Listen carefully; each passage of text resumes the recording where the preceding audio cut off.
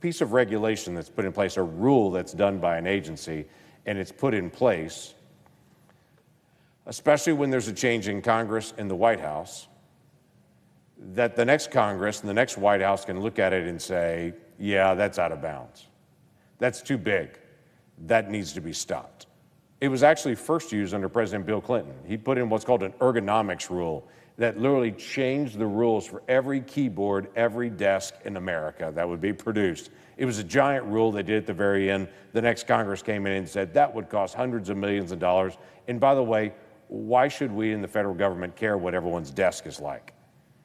Let people choose on that. And that simple statement, that simple first time that it was actually used, has started a process now of saying if an administration at the last minute puts in a rule that Congress then comes in and says you overreached your bounds, we can check it. Now, how do you determine whether it's a rule or not?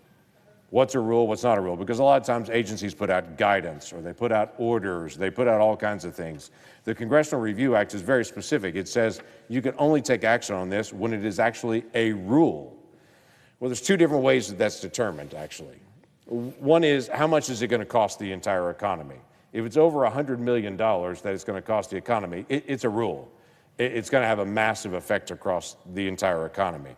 The second way is pretty straightforward. The Government Accountability Office, you'll hear it often referred to as GAO, in 2018, they came out and wrote their legal decision and said, it can either be a big thing that costs $100 million across the government, or I'm going to quote GAO in this in their decision that the CRA, the Congressional Review Act, gives agencies the primary responsibility for determining which agency actions meet the CRA's definition of rule.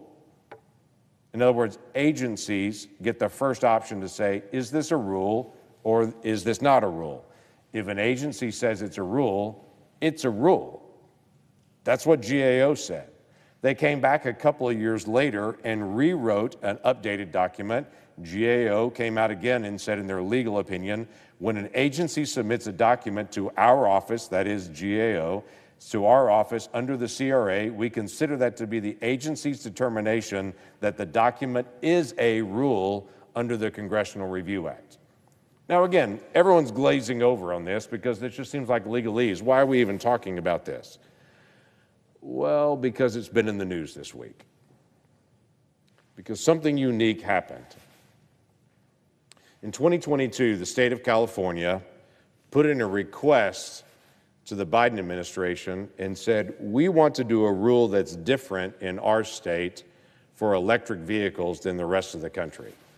Now, you may say, well, they can't do that. Well, actually, interestingly enough, California can.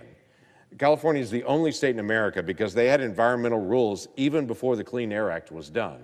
And so California got a waiver, basically, to say if your rules are at least as strong as the Clean Air Act, you can have your own rules, but you have to ask permission. So that's part of the law that was originally written on the Clean Air Act. So California approached the Biden administration in 2022 and said, we'd like to have an even stronger rule on emissions and on vehicles. We want to have a rule that says by 2026, 35% of all vehicles have to be zero emission, or that is electric vehicles, by 2026. Now, they asked for this in 2022. So they said within 4 years, we want 35% of all the vehicles sold in California to be zero emission. And by 2035, we want 100% of all vehicles to be electric vehicles, to be zero emission vehicles. Now, they asked for that in 2022, as I mentioned before. The Biden administration took a look at it, and in 2023, the Biden administration sat down with the GAO, Government Accountability Office, and they started working on the text for this.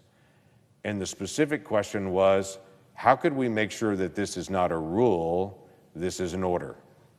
And for months, they worked to be able to shape the language, to be able to make sure it was an order, not a rule. And then the Biden administration sat on it and did nothing with it. In the meantime, 11 other states said, if California does that for electric vehicles, we're going to do that as well. Because here's the other thing about the law I didn't mention. The way the Clean Air Act gave permission to California to be able to do their own rules, the Clean Air Act is also written to say if other states want to adopt the California rule, because it's at least as strong as the national, other states could do it. So in the next few months from 2022 and 2023, 11 other states adopt this rule. Suddenly, this is not a single state issue. This is a national issue. In fact, it would now affect 40% of all the vehicles sold in America. This just shifted. This is not about one state anymore. This is almost half the vehicles sold in America now are going to have a new set of rules. Biden administration sat on that request. They didn't move on it. Now, they'd gotten their opinion worked out with GAO in 2023, but they didn't move on it, quite frankly, because the American people hate mandates. We don't like them at all. We like choice. We like to make our own decisions. I would dare say everybody in this room uses a different kind of ink pen because we all like our choices and options.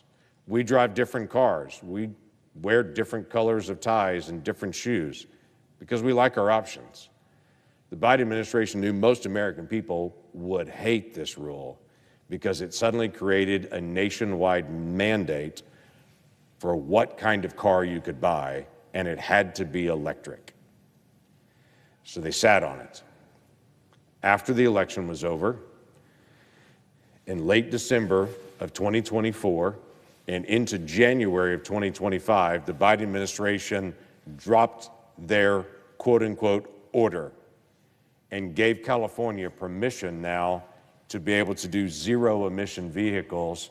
By 2026, next year, 35% of vehicles that have to be sold across 12 different states were going to have to be zero emission, which would dramatically change car sales in America. They did it after the election. That is the very definition of a midnight regulation. That is the very definition of a rule. It meets both criteria. It's well over $100 million of impact onto our nation, and it affects multiple states. So when the Trump administration came into office, the Environmental Protection Agency immediately re-upped this, and they laid down and said, that's definitely a rule. That's a rule.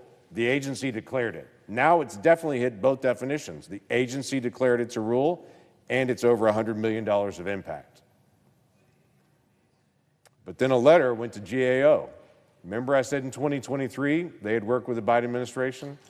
Someone in this body wrote a letter to GAO and said, hey, that thing you worked out with the Biden administration, do you still have that in a file? And GAO sent a letter back and said, well, we declared this in 2023 just an order because it only affected one state, just California. Here's the problem.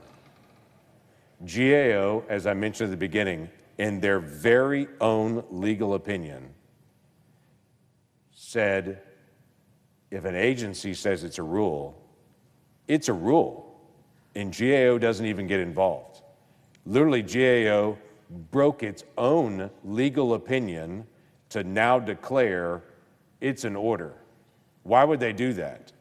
Well, they would do that to prevent this Congress from speaking to that rule. It would no longer be under the Congressional Review Act. I told you this was technical, but this was a fascinating little plot that went from 2022 all the way to the present to try to figure out how to get an electric vehicle mandate in America without ever having a vote in Congress. It was slick. It was well-shaped, except it was dependent on one thing: GAO breaking its own legal opinion. I happened to call the leadership of GAO just last week and said, as far as you know, has GAO ever declared something not a rule when the agency said it was a rule? And after a moment of silence, he responded, as far as I know, GAO has always deferred to the agencies until now. They literally broke their own policy. They literally violated their own legal counsel. So now we're in a quandary. GAO has broken their own legal counsel. We have an issue that will have well over $100 million worth of effect onto the country. Is now a near nationwide mandate on electric vehicle sales across the country without ever having a vote in Congress. And our Democratic colleague says, you can't change it because we worked a way to be able to fix it so you couldn't. That's not true. This body worked extensively with the Parliamentarian's Office.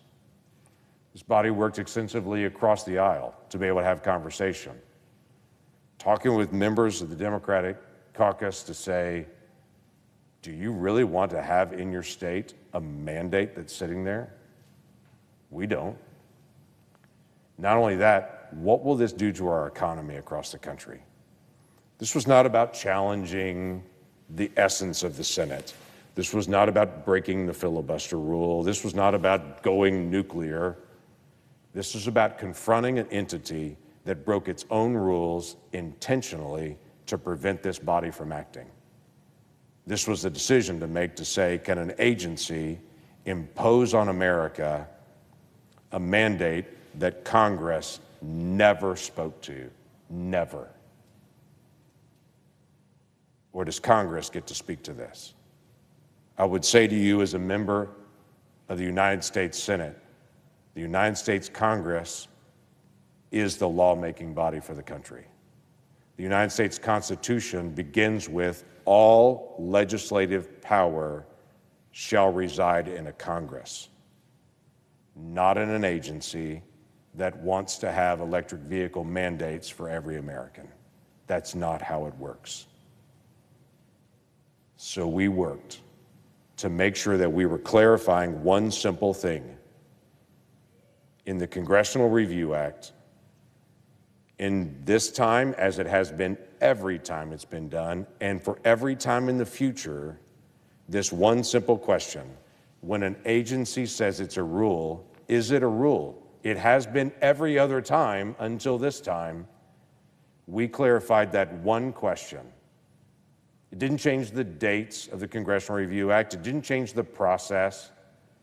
It answered one question that apparently was in dispute, that was never in dispute before, but now appeared to be in dispute. When an agency says it's a rule, is it a rule?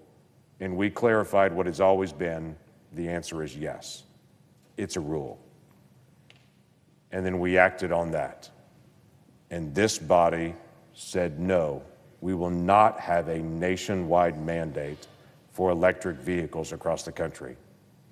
By the way, I don't have any opposition to electric vehicles. If somebody wants to buy an electric vehicle, they should be able to buy that. I think a lot of them look like great vehicles. Buy it if you choose to.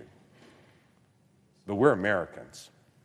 This body should not mandate that everyone has to be able to buy one.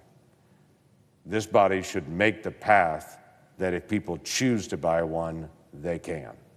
That's setting the rules of the road, saying, here's the definition of a safe vehicle. Pick any one of those safe vehicles you want to be able to have. But we just set the rules of the road and then get out of the way and let people decide which vehicle they want to drive on that road. That's what has happened this week. Now, I understand there's been a lot of bluster and a lot of trying to redefine what actually just occurred. But what has occurred this week is choice for the American people and clarification of what has always been. When an agency says it's a rule, it's a rule. Just like it was last year, just like it is now, just like it will be next year. Technical, but important, because the American people want to follow the United States Constitution and know that all legislative powers reside in this body, not in some other building somewhere down the street. With that, I yield the floor.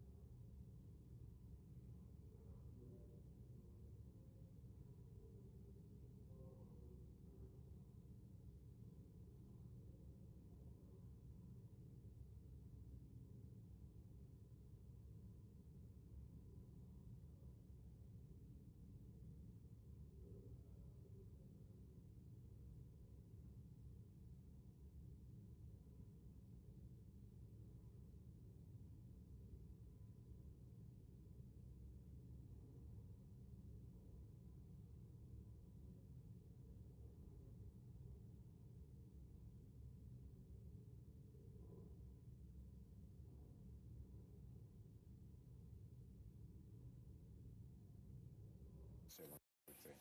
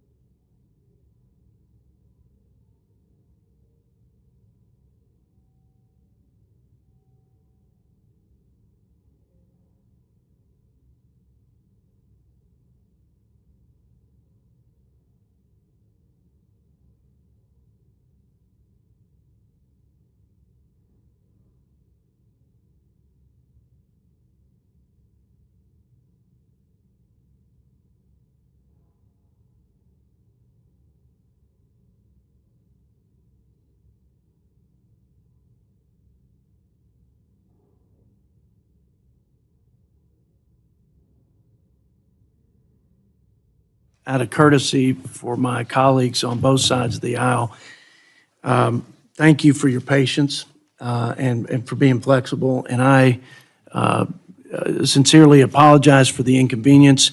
I never want to cut your time short with your families because it's so precious and few, those moments. I know that as a dad of 3 young children. So anyway, I know it will happen, I'm sure, on both sides from time to time, but I want to just acknowledge that. And if there's any way in the future that we can avoid these things, I will, I'll do it, Mr. Ranking Member. So any quick comment? Yeah, Mr. Chair, if don't mind, I do have just a couple parliamentary inquiries.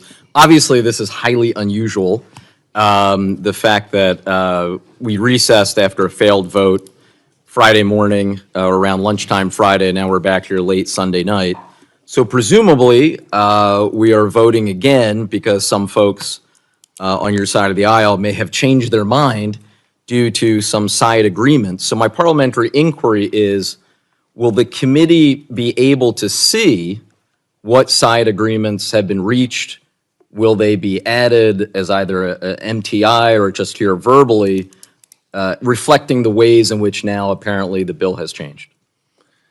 The deliberations have continued up to this point where we judge this reconciliation bill or the many component parts as it relates to the budget targets that we've set, and that is what we're voting on. Deliberations continue to this at this very moment. They will continue on into the week, and I suspect right up until the time we put this big, beautiful bill on the floor of the House. So that's what we're here to do, and we're not going to disclose the deliberations. I'm not sure I could disclose all the deliberations. Well, if I might, I certainly wouldn't. I don't know anything about side deals or any deals.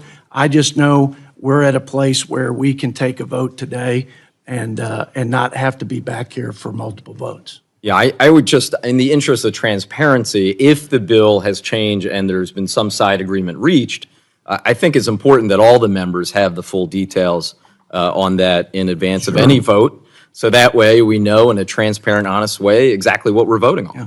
You will get it in the manager's amendment like many of the, or like most of the members here. So I couldn't tell you what is in flux, what is fixed, what might change or not change. As you all well know, this process is fluid, and it will go to the Rules Committee. Most likely there will be some changes, and that's the way the process goes. So I know you appreciate that.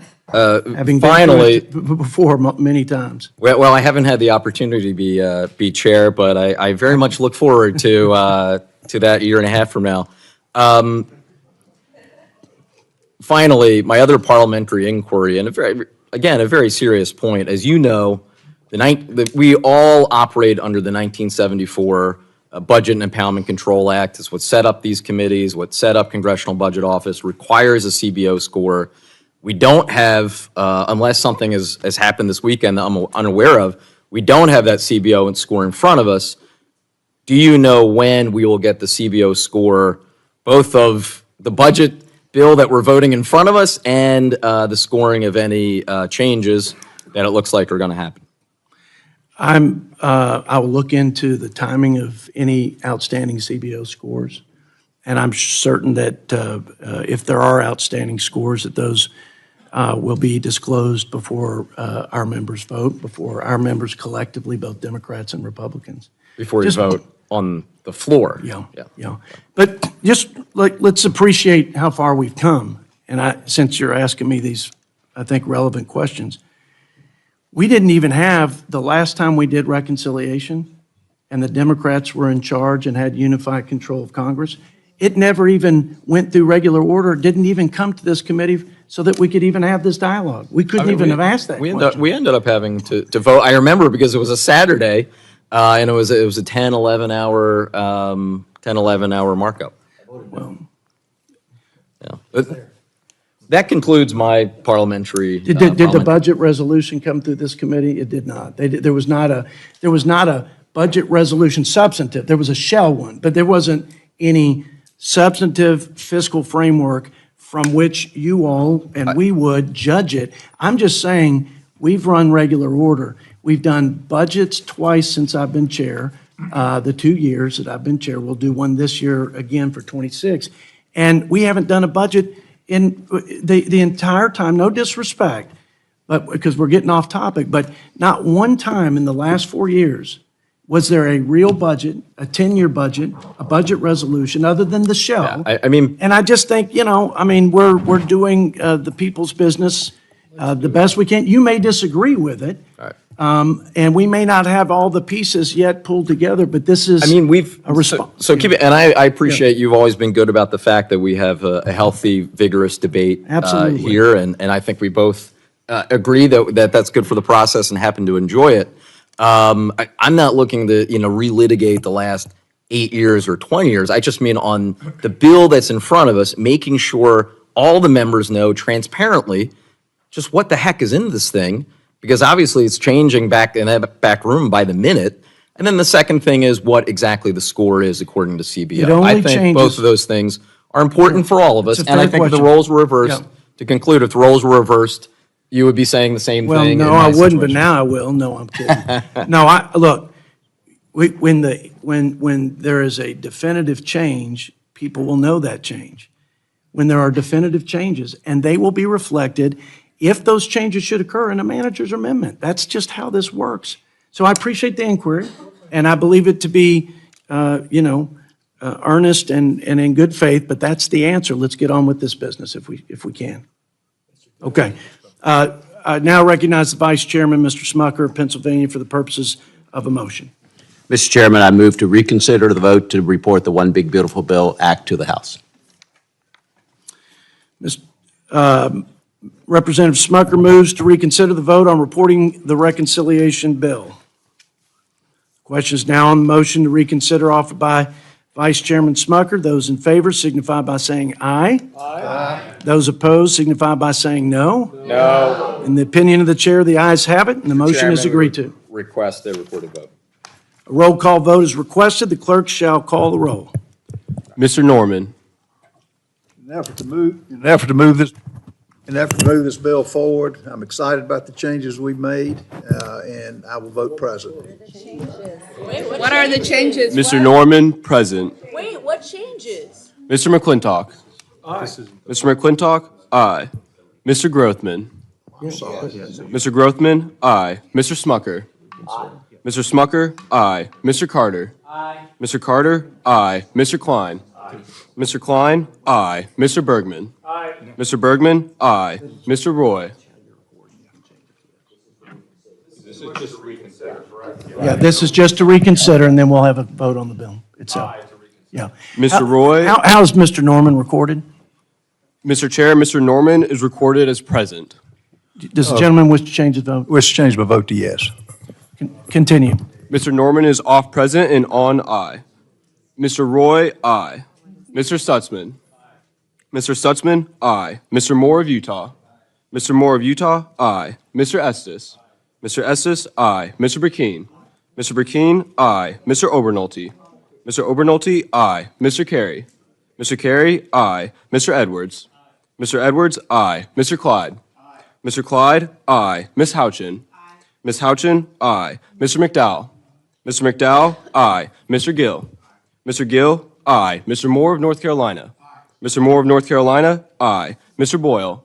No. Mr. Boyle, no. Mr. Doggett. No. Mr. Doggett, no. Mr. Scott. Mr. Scott, no. Mr. Peters. Mr. Peters, no. Mr. Panetta. Mr. Panetta, no. Ms. Watson Coleman. No. Ms. Watson Coleman, no. Ms. Plaskett. No. Ms. Plaskett, no. Ms. Escobar. No. Ms. Escobar, no. Ms. Omar. No. Ms. Omar, no. Ms. Ballant. No. Ms. Ballant, no. Ms. Captor. No. Ms. Captor, no. Ms. Jayapal. No. Ms. Jayapal, no. Ms. Chu. No. Ms. Chu, no. Mr. Tonko. No. Mr. Tonko, no. Mr. McGarvey. No. Mr. McGarvey, no. Mr. Amo. No. Mr. Amo, no. Mr. Chairman. Yes. Mr. Chairman, aye. Are there any members who have not voted or wish to change their vote? If not, the clerk will report. Mr. Chair, on the vote, there were 21 ayes and 16 noes. The ayes have it. The motion is agreed to. The committee will now vote to favorably report the One Big Beautiful Mr. Bill Act to Chairman. the House. The gentleman from Virginia, I have a Mr. Scott. parliamentary inquiry. Go ahead. According to CBO, at least one policy in the bill would reduce participation in SNAP by 3 million people, and we just heard that there had been changes in the bill. Do we have any official estimate from CBO on how either the present bill or whatever the bill is we're actually voting on would increase hunger? How many people would lose their SNAP benefits? I think the gentleman from Virginia, I don't believe it's a parliamentary inquiry. I will tell you this, the bill has not changed. There are no formal or final changes, and we're voting on exactly what we presented the other day, last Friday. So with that, let's continue with the business. Further inquiry? Last inquiry I'm going to entertain. Well, do we have any estimates? We never got an estimate of how many children will lose school lunch certification by losing their SNAP benefits. Do we expect that information? Or do we care? We debated this fully, Mr. Scott. We're going to continue with the business at hand. Now, the committee clerk, will you call the roll? Mr. Chairman? No more parliamentary inquiries. We're going to finish this business, okay, guys? The reconciliation bill that we debated and that we discussed. Vote for the roll call is. You forgot that part. I just asked for the clerk to call the roll. Mr. Norman. Present.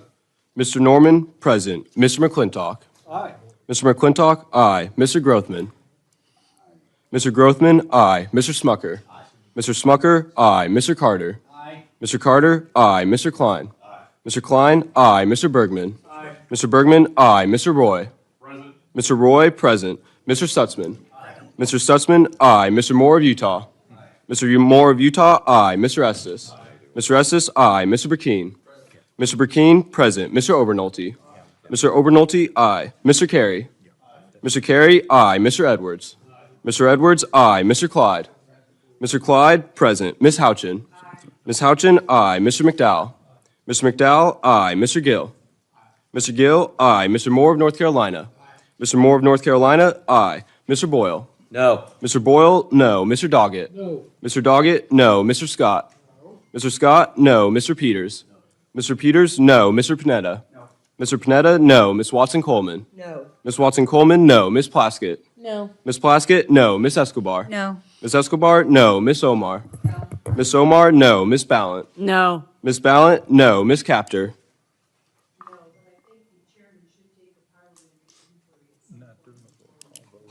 Ms. Capter, no. Ms. Jayapal. Ms. Jayapal, no. Ms. Chu. Ms. Chu, no. Mr. Tonko. Mr. Tonko, no. Mr. McGarvey. Mr. McGarvey, no. Mr. Amo. Mr. Amo, no. Mr. Chairman. Yes. Mr. Chairman, aye. Are there any members who wish to change their vote or who have not voted? If not, the clerk shall report. Mr. Chair, on the vote, there were 17 ayes, 16 noes, and 4 present. The ayes have it, and the motion's agreed to. The One Big Beautiful Bill Act is ordered, reported favorably to the House of Representatives with a favorable recommendation. I know for the record that a quorum is present. Mr. Chair, now that the committee has voted on the reconciliation bill, ask for the requisite number of days for the minority to file its views. So ordered. Or, yes, so request the requisite number. Yep. Yeah. So Thank you. ordered. Without objection, the motion to reconsider has been laid on the table on the measure just reported. Staff are authorized to make any necessary technical and conforming corrections prior to filing the bill, and the chair is authorized to offer motions to go to conference pursuant to Clause 1 of House Rule 22 on the bill just reported, or any companion measure from the Senate. So ordered. We will now vote on the postponed roll call votes on the motions to instruct. The committee will now vote on the motion offered by Representative Ballant. The clerk will redesignate the motion.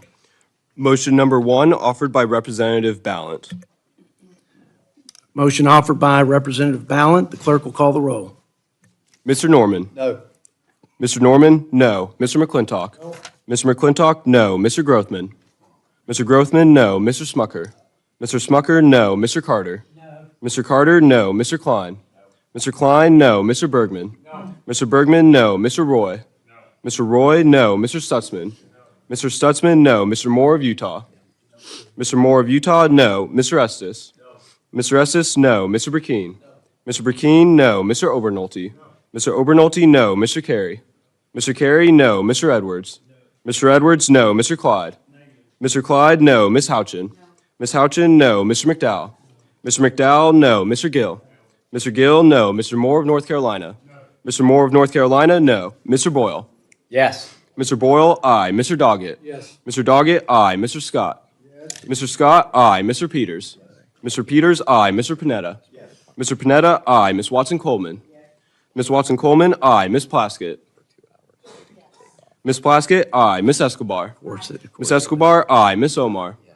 Ms. Omar? Aye. Ms. Ballant? To protect Medicaid, yes. Ms. Ballant? Aye. Ms. Capter? Ms. Capter? Aye. Ms. Jayapal? Ms. Jayapal? Aye. Ms. Chu? Ms. Chu? Aye. Mr. Tonko?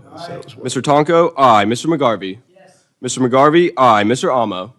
Mr. Amo? Aye. Mr. Chairman? No. Mr. Chairman? No.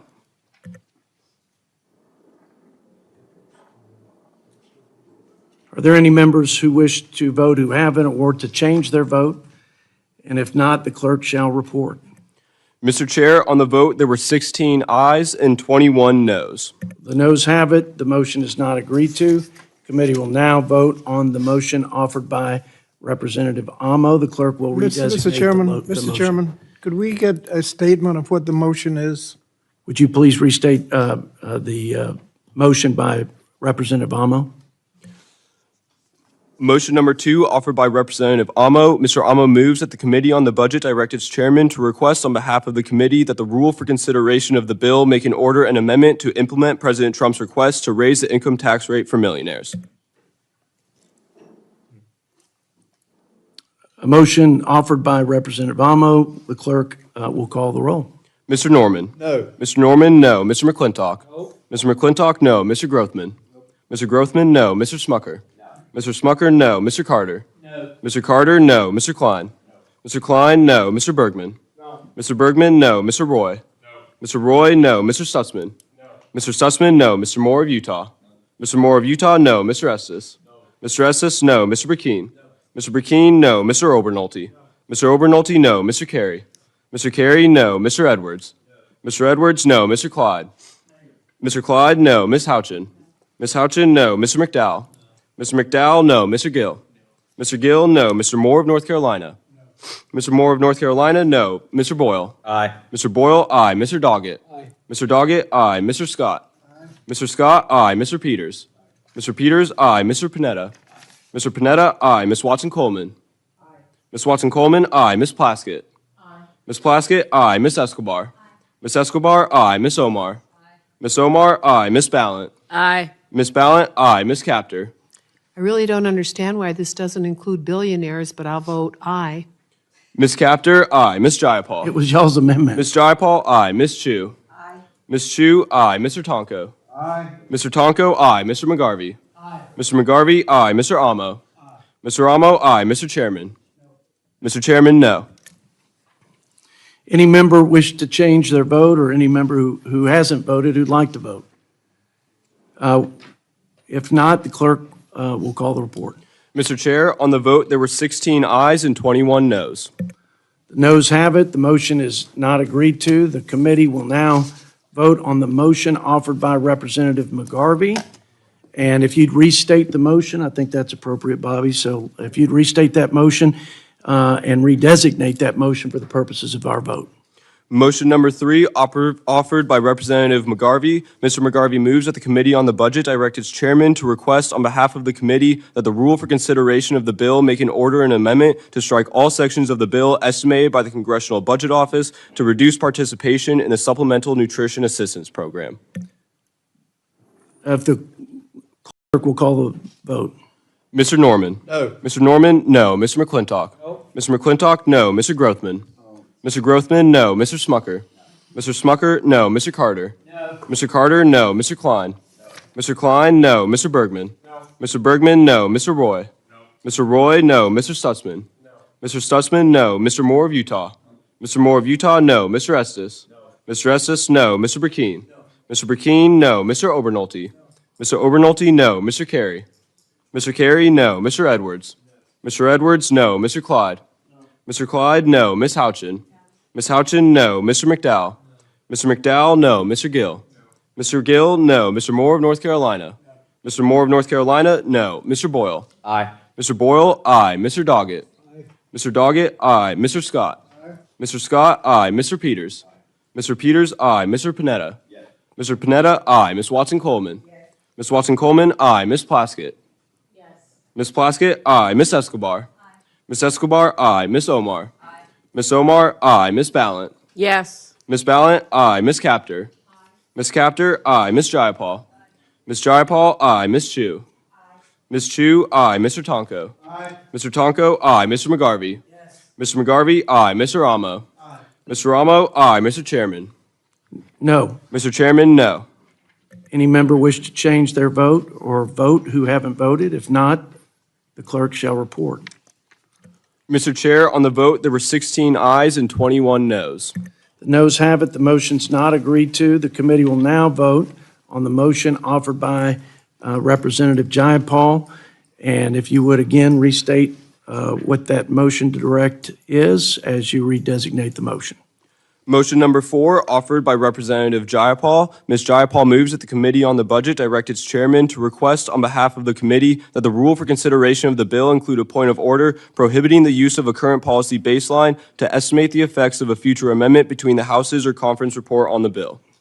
This is the one you found very compelling, Mr. Chairman. It was compelling, I must admit. So there's another chance for you to vote yes on it. Even after I've slept a couple nights, it was compelling. But A great show of bipartisanship, the clerk will call the roll. Mr. Chairman. Mr. Norman? No. Mr. Norman? No. Mr. McClintock? No. Mr. McClintock? No. Mr. Grothman? Mr. Grothman? No. Mr. Smucker? Mr. Smucker? No. Mr. Carter? No. Mr. Carter? No. Mr. Klein? No. Mr. Klein? No. Mr. Bergman? No. Mr. Bergman? No. Mr. Roy? No. Mr. Roy? No. Mr. Stutzman? No. Mr. Stutzman? No. Mr. Moore of Utah? No. Mr. Moore of Utah? No. Mr. Estes? No. Mr. Estes? No. Mr. Burkeen? No. Mr. Burkeen, no. Mr. Obernolte? Mr. Obernolte, no. Mr. Carey? Mr. Carey, no. Mr. Edwards? Mr. Edwards, no. Mr. Clyde? Mr. Clyde, no. Ms. Houchin? Ms. Houchin, no. Mr. McDowell? Mr. McDowell, no. Mr. Gill? Mr. Gill, no. Mr. Moore of North Carolina? Mr. Moore of North Carolina, no. Mr. Boyle? Mr. Boyle, aye. Mr. Doggett?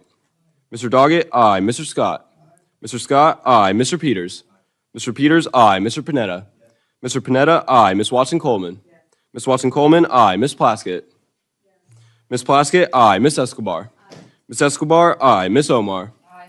Ms. Omar, aye. Ms. Ballant? Aye. Ms. Ballant, aye. Ms. Capter? Aye. Ms. Capter, aye. Ms. Jayapal? Aye. Ms. Jayapal, aye. Ms. Chu? Aye. Ms. Chu, aye. Mr. Tonko? Aye. Mr. Tonko, aye. Mr. McGarvey? Aye. Mr. McGarvey, aye. Mr. Amo? Aye. Mr. Amo, aye. Mr. Chairman? No. Mr. Chairman, no. Are there any members who wish to change their vote or vote if they haven't voted? If not, the clerk shall report. Mr. Chair, on the vote, there were 16 ayes and 21 noes. The noes have it. The motion's not agreed to. That concludes the business of the committee today. I want to thank the ranking member, Mr. Boyle, for working with me to make this meeting go as smoothly as it did, considering all things considered. I also want to thank the Congressional Budget Office, the Office of Legislative Counsel, for working with us and authorizing committees, all the authorizing committees in this process. The CBO provided extensive support in scoring and the instructed committee's legislative recommendation. The Office of Legislative Counsel similarly played a fundamental role in drafting the legislative text. I know a lot of long hours went into hitting our aggressive timeline, and we all appreciate their role in this process.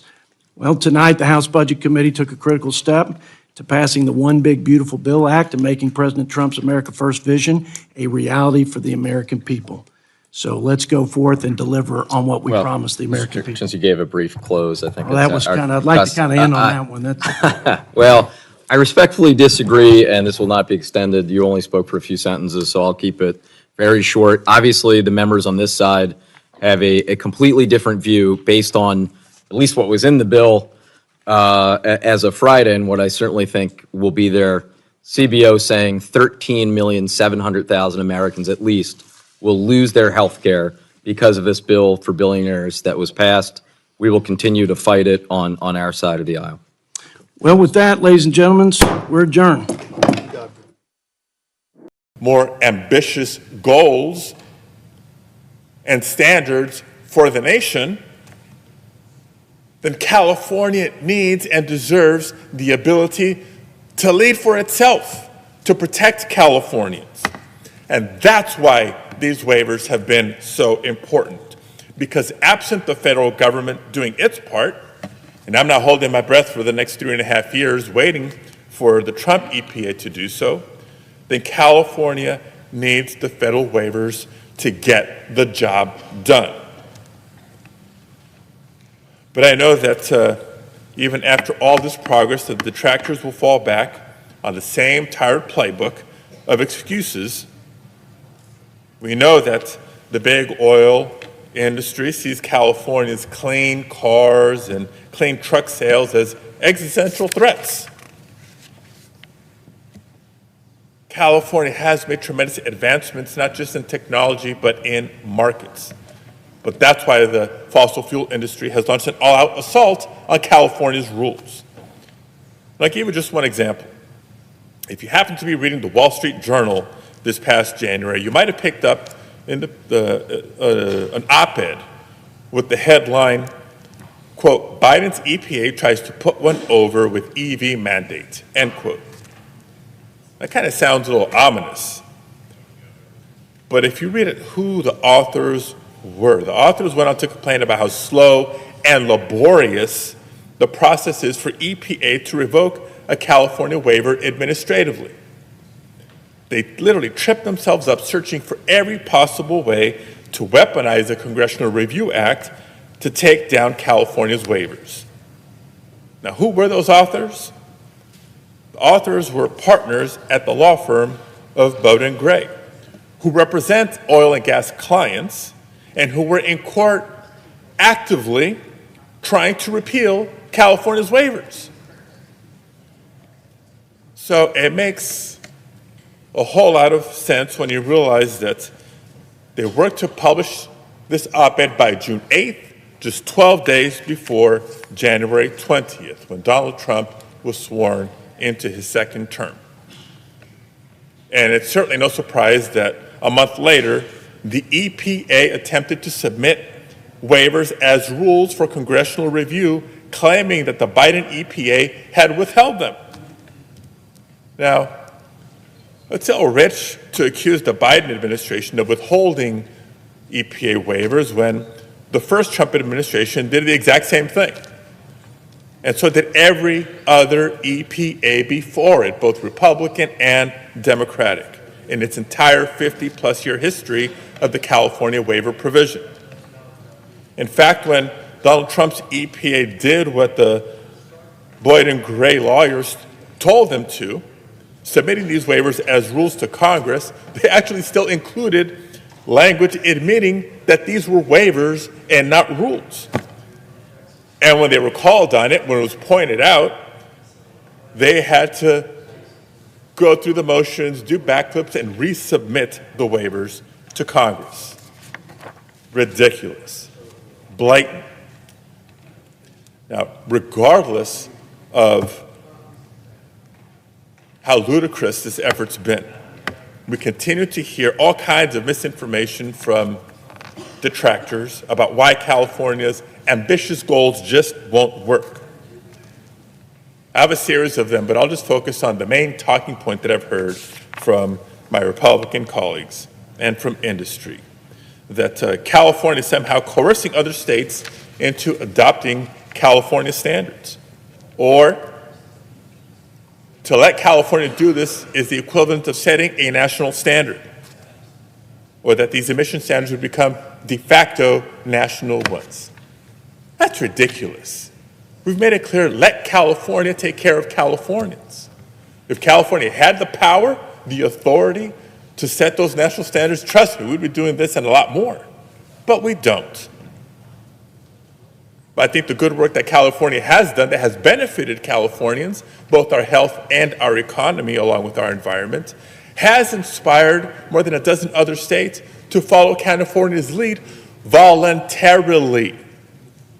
Nobody's forcing other states, blue states or red states, to follow California's lead, but there's other states who see the benefits of what California is doing, and they choose to do so to protect their residents and to protect their environment.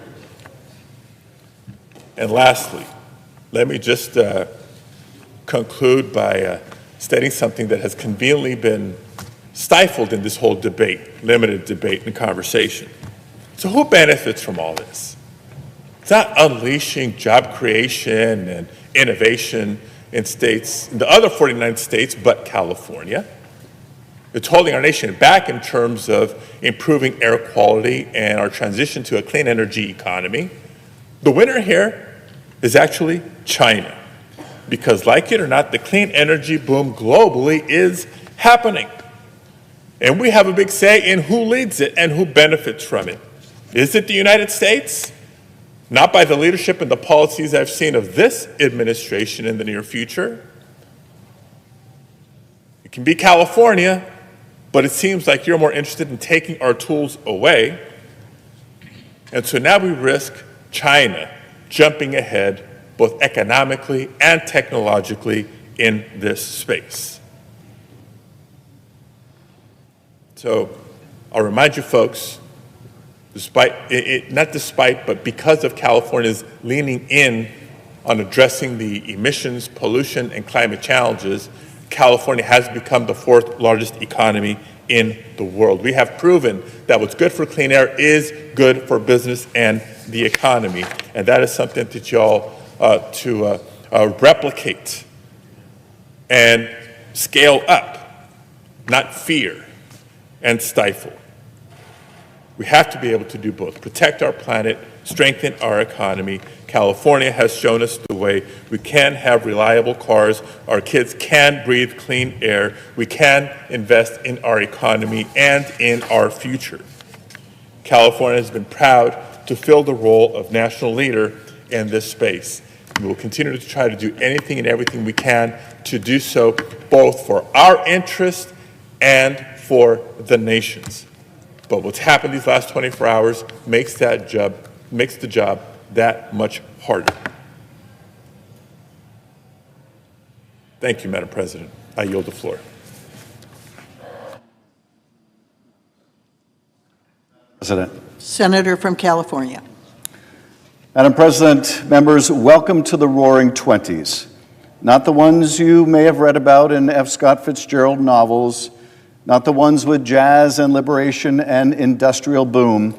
I mean these Roaring Twenties, the ones where instead of flappers you get fossil fuel and dirty air, where instead of innovation you get obstruction, tariffs, isolationism, blinding nostalgia for a world that no longer exists. Instead of leaders who want to tackle the climate crisis head on, you get votes to tear down the tools that we need to fight it. The reason I stand here today and was here last night until 1:32 in the morning is that Senate Republicans have pushed through resolutions to revoke California's authority to set its own vehicle emissions standards, to set its own rules about what kind of air we breathe in California. This is an authority that my state has had by statute for more than 50 years. We've had the right to deal with our unique problems of congestion, our topography, our smog. We've had the right to demand of ourselves cleaner air for ourselves and for our children. And that is under attack right now, and not just California's ability to set its standards to protect its people, but because other states have also followed California's lead, this will affect the quality of air all around the country. And that is the gravamen of the problem for my colleagues in the GOP, and that is that it's not just California, it's the fact that so many other states have followed our lead. So many other states have decided they'd rather have fewer cancers than more cars with the combustion engines. That was their choice. That was their right. They weren't coerced into joining California. They made the decision about what was best for their constituents. And it is not for us in this body to arrogate to ourselves to decide we know better for Californians or we know better for people in other states than what their own leaders have decided about the quality of their air. This is a direct attack not only on my state, but on our ability to innovate, to lead, and indeed to breathe clean air. This is bad policy, clearly, certainly, yes, but it is also a dangerous abuse of the process in this House that will lead to other harmful consequences. To get this done, to repeal California's statutory waiver to set its own air pollution rules, Republican leadership have decided to blow a procedural hole in the filibuster. And let's call it what it is. This is a dangerous new kind of nuclear option that dispenses with the filibuster, but they would have us believe only here, only when it's necessary to cater to the oil industry. It is the oil exception to the filibuster rule. Now, the nuclear option has been used over nominees in the past, and there has been debate about doing away with the filibuster entirely. But today what we're talking about is only carving out the oil industry from the filibuster. So not carving out protection for voting rights, not carving out protection for reproductive freedom, not carving out fundamental rights for the American people, for which there would be a strong case to have a carve-out from the filibuster. But no, today we're talking about an oil industry-only carve-out. And they're using it to overturn some of the most successful clean air policies in American history. Since the 1960s, California has had the obligation and the ability and the authority to lead, and they've used it. We've used it to reduce pollution, to increase fuel efficiency, and drive innovation across the country. And much of the country has California to thank for the development of electric vehicles, for the improvement in fuel efficiency standards, because as we have led, others have followed, and industry has adapted. Despite the naysayers and those always saying it's too hard, it can't be done, America got cleaner cars thanks to California, and consumers got more choices thanks to California. Now, some in this chamber want to go back in time, not because the policy failed, but because it succeeded. Imagine if just after Henry Ford unveiled the Model T, Congress passed a resolution demanding we double down on bigger, stronger horses. Because that's what this is, a deliberate attempt to deny the future because it threatens the status of big oil. The president says that he is for energy independence. That's their mantra. Make America energy independent. But that is not what they're doing. They're killing clean energy all over the country. You know what just came out of the House in the dead of night last night in their reconciliation bill, their big ugly bill? A provision to essentially kill every clean energy project in the country that's not almost all finished. If it isn't going to be operational in a very short period of time, they want to pull the plug. Now, why would they do that? Why would they do that when, in fact, most of those projects are in red states, not blue ones, not states like California, but states like Indiana and Kentucky? Why would they do that? Because the obligation here is not to their state or constituents. The obligation here is to the oil industry. They would sacrifice the jobs in the clean energy industry all over the country to their own constituents. They would put those people out of work. And why? Because of fealty to the oil industry. This is not about energy independence. It is about oil dependence. Today we are in a full transition to a clean transportation future, or we could be. And Senate Republicans are trying to bring back the smog. They're trying to make America smoggy again. We're seeing the climate crisis, and they're trying to cut the brake lines on progress. We're literally standing at the gates of the future, a future that we will lead or China will lead, a renewable energy future, and some would rather turn it all around and ride off in a horse and buggy. Because that's what this vote means. That's what these votes mean. Not just being stuck in a past technology, beholden to an old way of doing things, but also stuck in a dirtier and more toxic world. Millions will be stuck breathing in hazardous emissions unnecessarily. What is the pay for here? What is the pay for this gift to the oil industry? Cancer. Cancer is the pay for. We will pay for this repeal of clean air rules with cancer. Maybe your cancer, maybe your father's cancer, maybe your sister's cancer, maybe your child's cancer. That will be the pay for. Because this is about power, and it's about profit, and it's about punishing states that dare to lead. It's about undermining the Senate's own rules to score a short-term win that will do long-term damage, but will placate the oil industry. Because once you start twisting the CRA into a weapon to attack anything you don't like, rules, waivers, facts, you don't just hurt California, you hurt the country. Because don't think for a second it ends here. If this gambit works, it will not be the last time this tactic is used. Today we blow a hole in the filibuster for the oil industry. Tomorrow we blow another hole in the filibuster for what other polluting industry? Or more broadly, should we expect this majority to use it to strip away protections for workers or privacy rights or reproductive freedom? This is the real fight here, not just over emissions or waivers or vehicles, but whether we are a nation led by and empowered to shape the future or held hostage by the past. The Roaring '20s were a time of reckless optimism. The stock market soared, inequality deepened, and political leaders told Americans not to worry, everything was under control. Until it wasn't.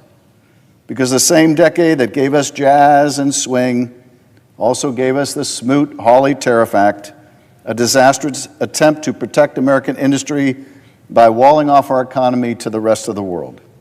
It sparked global retaliation, strangled trade, and helped turn a market crash into a full-blown depression. And what are we seeing now? New tariffs, retaliation threats, political attacks on states that lead, and now an attempt to tear down environmental progress and green innovation, just as the global economy is demanding more of it, much more of it. The Roaring '20s gave us invention, yes, but also illusion. A false belief that we could grow forever without rules and without consequences. We are in danger of making the same mistake again. We should be building the EV infrastructure for the future, not dismantling climate progress. We should be investing in clean energy, not clinging to combustion engines. We should be protecting the rules of this chamber, not torching them when they become inconvenient to the oil industry. The gutting of these norms doesn't end in prosperity. The sacrifice of clean air doesn't end in making us healthy again. It ends in cancer. It ends in an enfeebled economy. It ends in a country going backward and shrinking in on itself. It ends in crisis. Let's not go there. I yield back. The gentleman from Florida. Madam President, I stand today to condemn the anti-Semitic and hate-fueled murders of Yaron Lachinsky and Sarah Milgram that occurred last night at the hands of a Hamas sympathizer. This was a sickening, violent, and anti-Semitic attack in our nation's capital. These two young professionals were targeted and murdered because they represented Israel and the Jewish people, with their murderer chanting, "Free Palestine," after killing them in cold blood.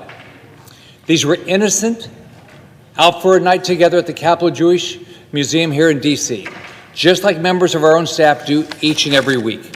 This anti-Semitism and hate for Israel and the Jewish people is disgusting, unacceptable, and must be condemned on every level. It's despicable and it's dangerous. We've seen a rise in anti-Semitism and anti-Israel hate since the October 7, 2023 attacks.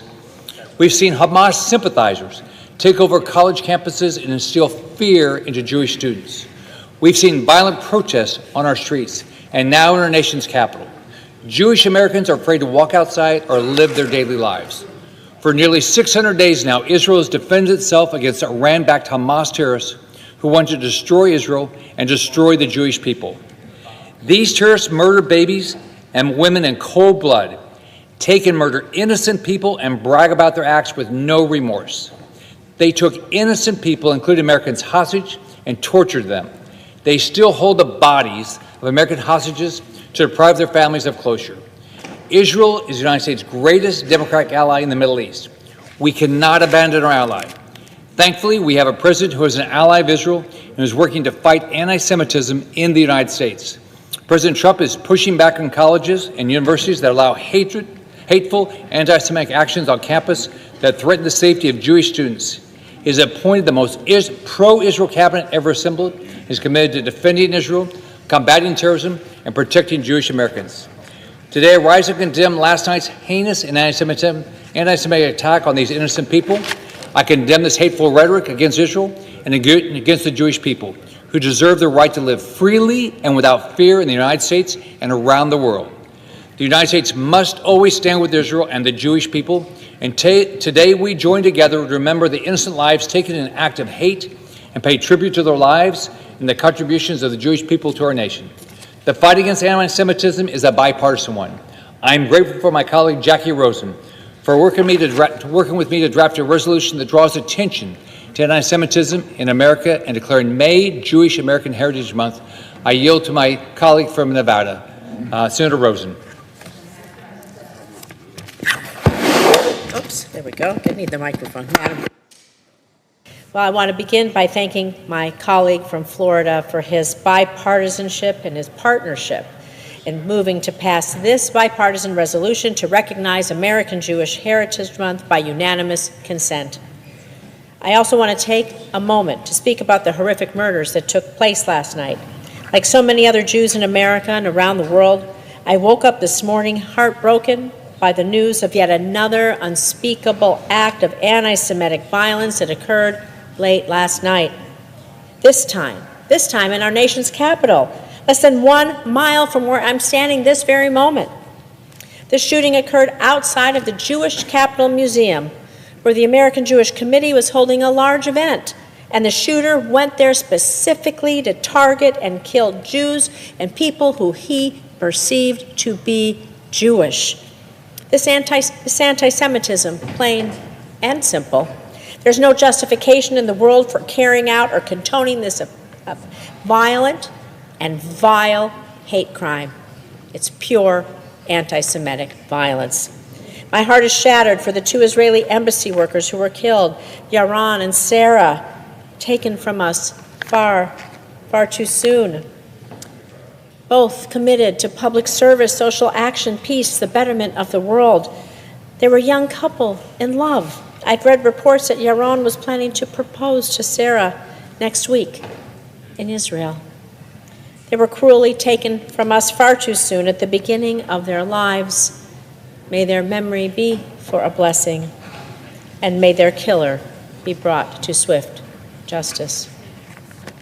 It's a tragedy that these innocent lives cut short by hate, and it continues to be a tragedy that these incidents continue to occur in the United States and all over the world. Over the last few years alone, we've seen anti-Semitic hate, extremist violence. They've done nothing but increase across this country. All over America, Jewish people, we've been threatened, beaten, verbally accosted, we've been killed just because of our faith, just because of who they are, because of who we are. We've seen horrendous anti-Semitic incidents and attacks on Jewish communities, at schools and on college campuses, on Jewish-owned places of business, and on synagogues and places of worship. And incidents of anti-Semitism in the U.S. and globally have risen dramatically since Hamas's brutal terrorist attack on October 7th. All of it is wrong. It has no place in our country, no place in our society, no place in the world. Those who commit these egregious acts, they want to send a message. They want to terrorize Jews, they want to scare Jews, they want to intimidate us, and it's vital that we all stand up together and send a clear and forceful message. And the message is this: we will not be afraid. We will not be afraid. We cannot be silent. There's desperate need to confront dangerous and growing anti-Semitism in our country, around the world, to show that bigoted efforts to intimidate us will not work. We cannot be afraid. We cannot be silent. And that's why I'm here on the Senate floor today. By passing this resolution and recognizing Jewish American Heritage Month, we are not just celebrating the numerous accomplishments and contributions that Jews have made to our country. We are sending the message back, a message that Jewish people have a place in America, that this is our home as well, that our lives, well, that they have value and they have meaning, just like anyone else, and that our country stands with it. So I urge my colleagues on both sides of the aisle to allow this resolution to pass, and I want to thank Senator Scott of Florida for his partnership in the effort to counter anti-Semitism and hate everywhere. So, Madam President, I ask unanimous consent the Senate proceed to the consideration of S-Res 246 submitted earlier today. The clerk will report. Senate Resolution 246, recognizing the significance of Jewish American Heritage Month and calling on elected officials and civil society leaders to counter anti-Semitism. Without objection, the Senate will proceed to the measure. I ask unanimous consent that the resolution be agreed to, the preamble be agreed to, and that the motion to reconsider be considered made and laid upon the table with no intervening action or debate. Without objection. Thank you, Madam President. Again, thank you to all my colleagues for passing this important resolution unanimously today. I yield the floor. Madam President, Senator from Mississippi. I know of no further business and suggest that we proceed to a vote. Is there further debate on the joint resolution? If not, the clerk will read the title for the third time. HJ Res 89, Joint Resolution providing congressional disapproval under Chapter 8 of Title 5 United States Code and so forth. The question is on passage of the joint resolution. Is there a sufficient second? There appears to be. The clerk will call the roll. Ms. Alsobrooks, Ms. Baldwin.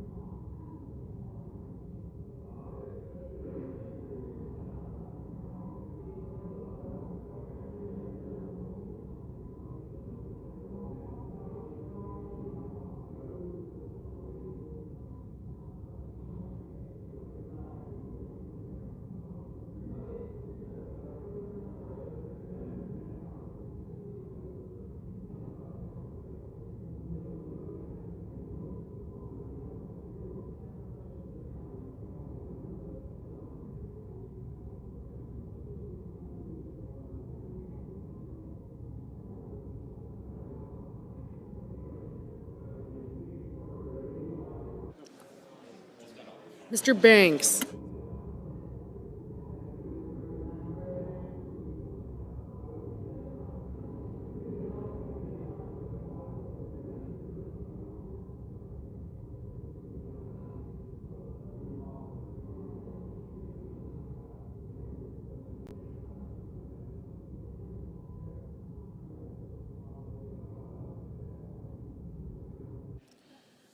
Mr. Barrasso, Mr. Bennett, Mrs. Blackburn.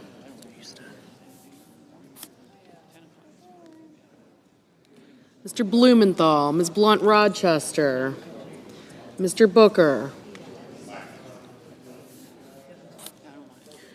Mr. Bozeman, Mrs. Britt, Mr. Budd, Ms. Campwell, Mrs. Capito.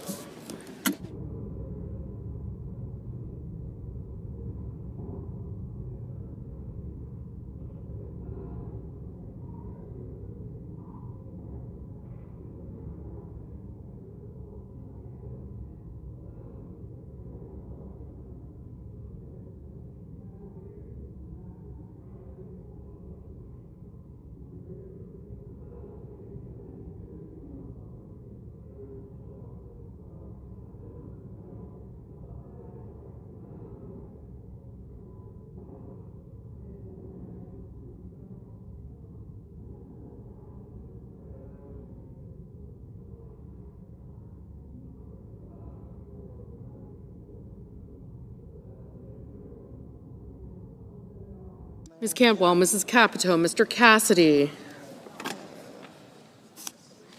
Ms. Collins, Mr. Coons, Mr. Cornyn, Ms. Cortez Masto, Mr. Cotton, Mr. Kramer, Mr. Crapo, Mr. Cruz, Mr. Curtis, Mr. Daines, Ms. Duckworth, Mr. Durbin, Ms. Ernst, Mr. Fetterman, Mrs. Fisher, Mr. Gallego,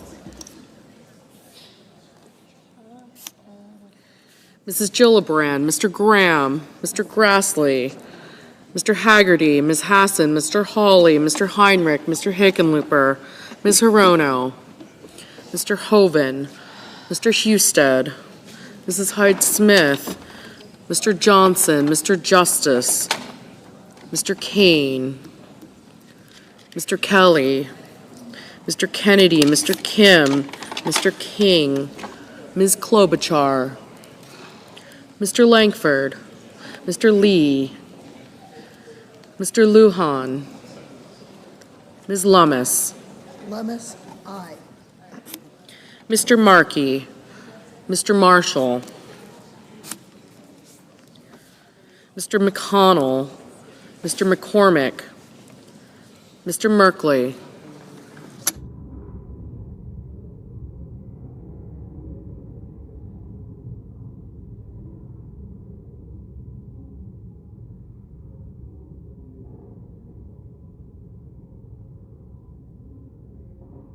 Mrs. Moody, Mr. Moran, Mr. Moreno, Mr. Mullen, Ms. Murkowski, Mr. Murphy, Mrs. Murray, Mr. Ossoff, Mr. Padilla, Mr. Paul, Mr. Reed,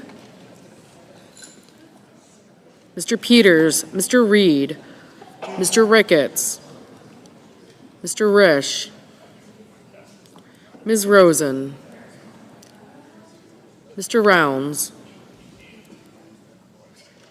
Mr. Sanders, Mr. Schatz, Mr. Schiff, Mr. Schmidt, Mr. Schumer, Mr. Scott of Florida, Mr. Scott of South Carolina, Mrs. Shaheen, Mr. Sheehy, Ms. Locken, Ms. Smith, Mr. Sullivan, Mr. Thune,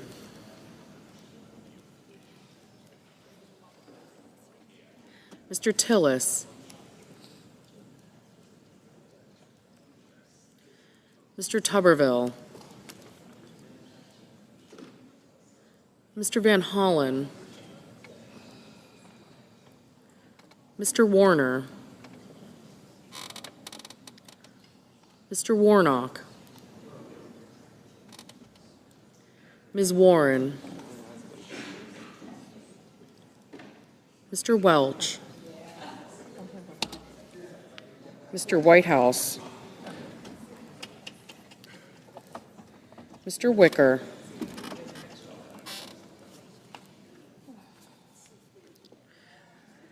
Mr. Wyden. Mr. Young.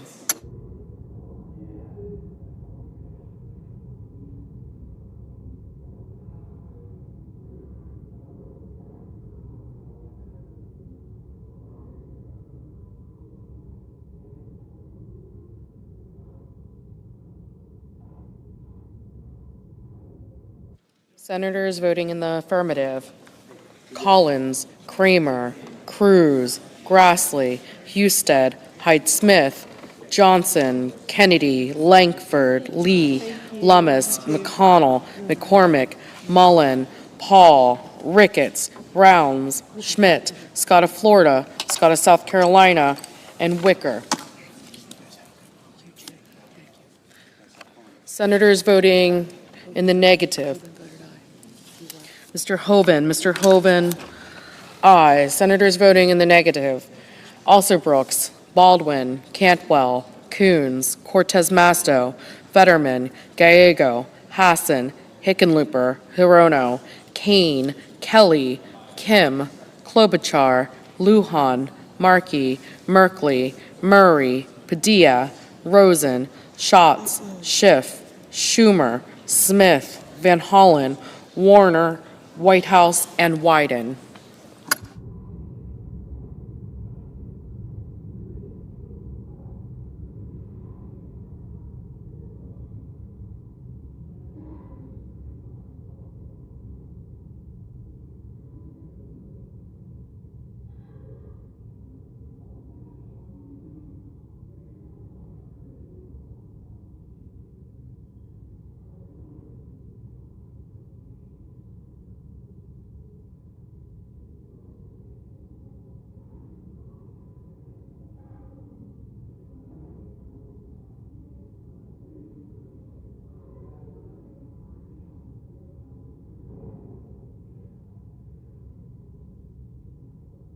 Mr.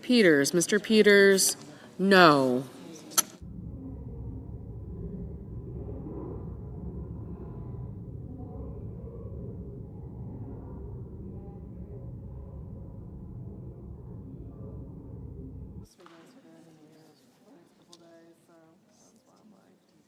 Mr. Sheehy, aye.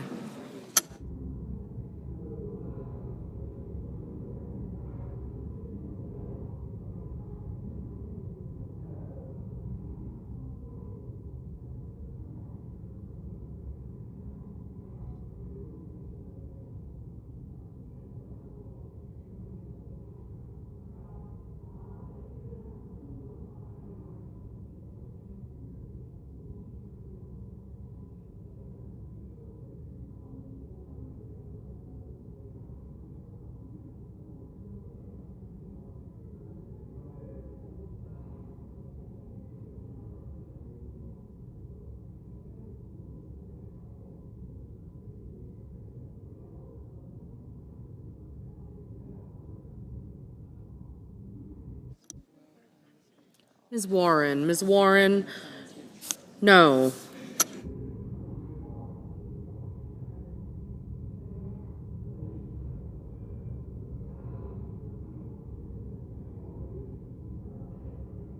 Mr. Tuberville, aye.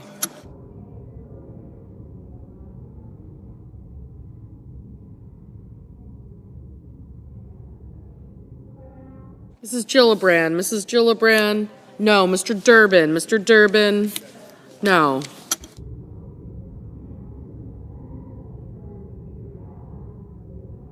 Clerk will call the vote. More ambitious. Okay, report. Mr. Clerk will call the, more ambitious. okay, report. Mr. Clerk will call the vote. Mr. Norman? No. Mr. Norman, no. Mr. McClintock? No. Mr. McClintock, no. Mr. Grothman? Mr. Grothman, no. Mr. Smucker? Mr. Smucker, no. Mr. Carter? No. Mr. Carter, no. Mr. Klein? Mr. Klein, no. Mr. Bergman? No. Mr. Bergman, no. Mr. Roy? No. Mr. Roy, no. Mr. Stutzman? No. Mr. Stutzman, no. Mr. Moore of Utah? Mr. Moore of Utah, no. Mr. Estes? No. Mr. Estes, no. Mr. Burkeen? No. Mr. Burkeen, no. Mr. Obernolte? No.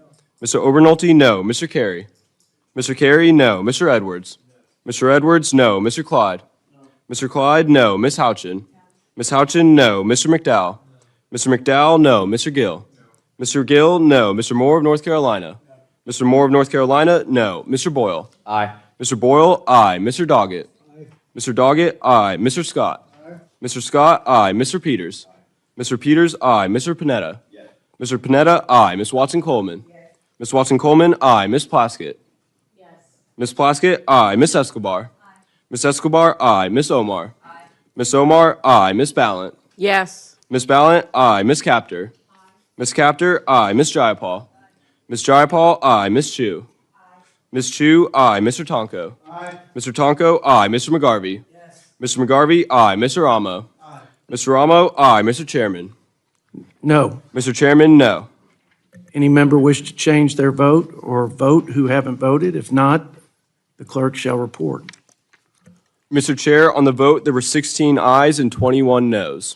The noes have it. The motion's not agreed to. The committee will now vote on the motion offered by Representative Jayapal. And if you would again restate what that motion to direct is as you redesignate the motion. Motion number 4, offered by Representative Jayapal. Ms. Jayapal moves that the Committee on the Budget direct its chairman to request on behalf of the committee that the rule for consideration of the bill include a point of order prohibiting the use of a current policy baseline to estimate the effects of a future amendment between the Houses or conference report on the bill. This is the one you found very compelling, Mr. Chairman. It was compelling, I must admit. So there's another chance even for after you to I've vote